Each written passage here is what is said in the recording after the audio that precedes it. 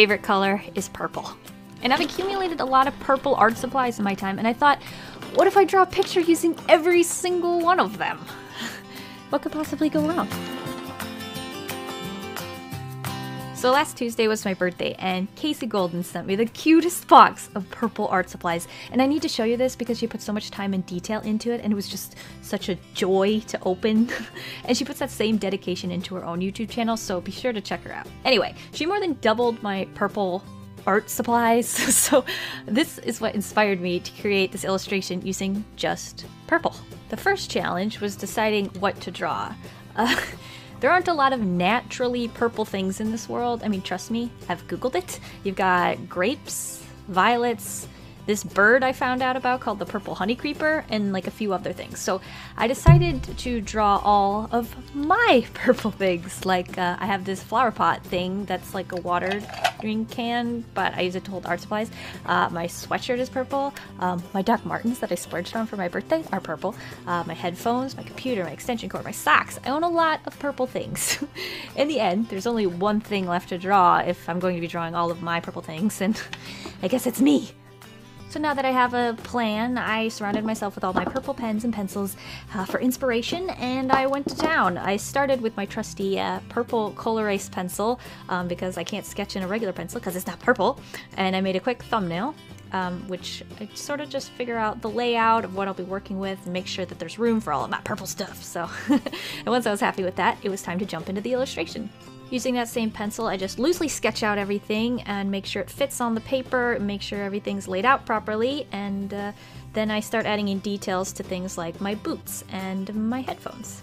So it's not just a character floating on the page, and I wanted it to be a little bit more, you know, illustrative in some way. I decided to circle myself with all my purple knickknacks, and I did my best to sort of shape them into a heart, because purple's a great color, and it makes me happy, and I love it, so... There honestly isn't a shade of purple that I don't like, which is good because I'm going to be using a lot of them in this illustration. Once I was happy with the sketch, I used my slowly turning purple kneaded eraser to lighten up the sketch. Instead of erasing it completely and using a purple pen for like line art or something, I decided to leave about, I don't know, 50% of the sketch there just so I could start adding color on top of it. And at the end, I'll go over everything with like a darker purple to give that sort of line arty finished look, but for the most part, it was much more of building of different art supplies so that I could, you know, kind of check them off the list and make sure I used them all. The next purple art supply I used was the Winsor & Newton brush marker. This is like one of the lightest purples, and it's like almost a pink that I own, so I used this to color in my really light Doc Martens. Well, the first layer of the Doc Martens. I go over these a lot. Since I didn't think it was quite dark enough, I used this Prismacolor Premier pencil and sort of added made it shiny bits by creating like shadows and defined some of the lines. I also used this watercolor pencil to do the same thing because it was an even darker purple, and again I'm trying to create different tones because the colors are so similar. You need to really find the tones to create some contrast in this illustration.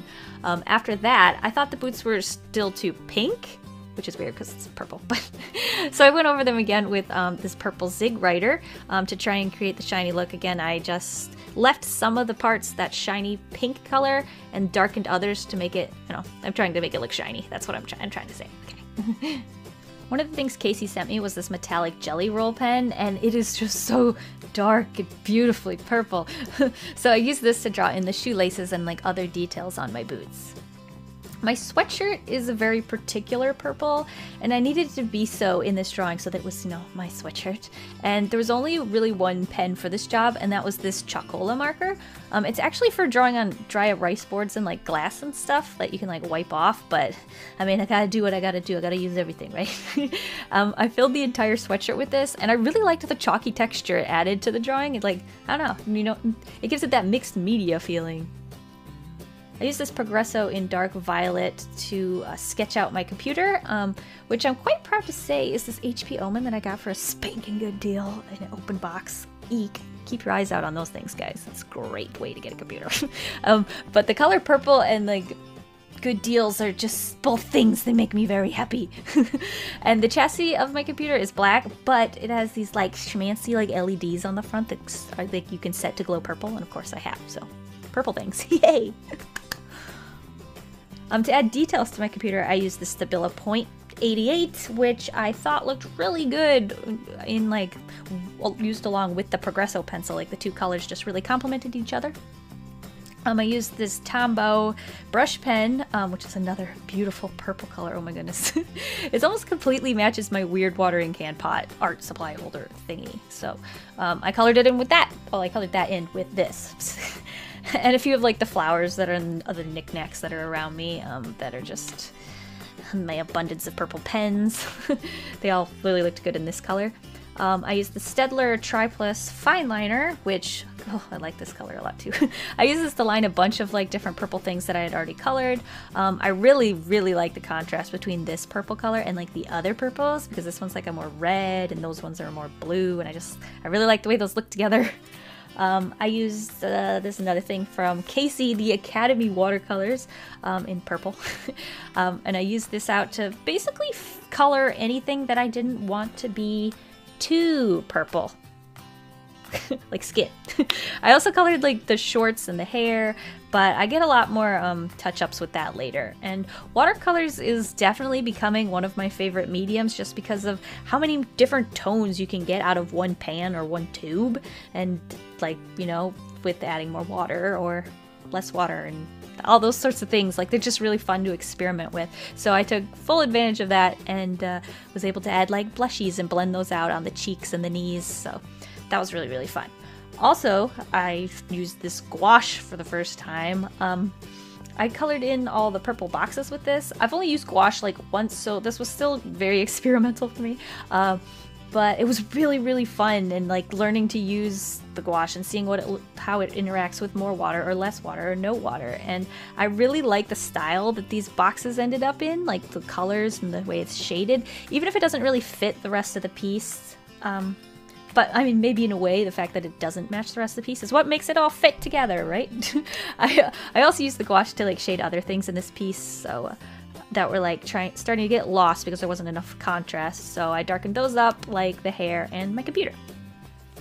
I used the Ohu acrylic pen, which I don't think I've ever used these in a video, but which is weird because they're really fun to use, and I need to get on that. But it's basically like an acrylic paint that's in a pen. So they're like super opaque, and I used that for like my extension cord, and because it was such a wide and round bullet nib, I was able to color in the grapes like with a sort of pointillism, and it was really quick and fun and like perfect little circles. So that was really cool, and I'm glad that it turned out that way. I used my trusty purple highlighter, which I've owned for almost a millennial now, I think. The Papermate purple highlighter. And this is like one of my go-to art supplies because of just how nice it is to use in my sketchbooks, because you know it doesn't bleed through the paper and you can use it with a purple pen. It's just, I've used this color a lot, and I just basically colored anything that I'd neglected so far because I was running out of things to color. And then it was time to use my all-time favorite art supply. And not just because I own like nearly 500,000 of these things. This is the Bic round stick grip pen. Get the purple one, of course. I think 95% of all of my sketches and illustrations on Instagram right now were drawn with these suckers. So just holding it after like holding all of the other purple art supplies in my hand, it was like holding the hand of an old friend. It just felt so natural. So I use this for a lot of things, like detailing and outlining just about everything. Like in particular, the face. Now this AD marker, I'm not sure what it's called. This I was kind of terrified to use. It bleeds like nobody's business, okay? And it smells like a semi-truck and like a semi-truck sized skunk collided, and then like with the smelliest thing in the universe, and then that all just caught fire. So I decided to use this like as sparingly as possible, and I just colored all of the parts of my boots that should be black because it's so dark, like the sole and like the trims. And yeah, it's just, this was a scary pen and I don't really want to use it again. For the really dark parts on the boots that needed to be a little bit more detailed, I used this Wink of Luna brush because it's a brush tip and you can get very fine details with the very tip of it. And of course we can't draw something using all purple art supplies without a purple Sharpie in there somewhere. So I used to use this to like basically anything I wanted to color with that AD marker, but I was kind of scared of it. I just used the Sharpie instead. So all of the rest of the parts of the illustration that needed it got that treatment. And lastly, I used this purple posca Posca are really cool because they're also opaque, kind of like the acrylic pens. So I basically could use this anywhere I wanted to, and I kind of did. So I experimented like all over the place. Some places it looks good, some places it kind of doesn't, but it's still awesome to draw over something with an opaque color. It like never gets old. So I was having a lot of fun with this one. And basically with that, I was sort of done. I did add a little more touch-ups, went back over with some of the supplies I had already used. And yeah, this, I think I do, if I'm gonna be honest, have more purple art supplies somewhere in my house, but like I can't be bothered to buy them. So I have a lot of like more pens and stuff, so yeah. So I guess technically I kind of failed this challenge, but thanks for watching, you know? It was honestly a challenge, like just going through and making sure that I used every single one and like switching through them and using them for different places. And swatches are your best friend with this, like, because you have to know before you put it down if it's going to look good next to that other purple that you've already put down. So you gotta like make some swatches and then use your little brain. So it was definitely a fun exercise, and this was, I don't know, it was really, really cool. Should I try and do this with a different color? Thank you guys for watching. Tag me if you do anything similar, because I'd totally like to see what you guys come up with. You're so creative. And yeah, thank you guys for watching. I'll see you guys all next week, and I hope you all have a delicious evening full of waffles. Bye!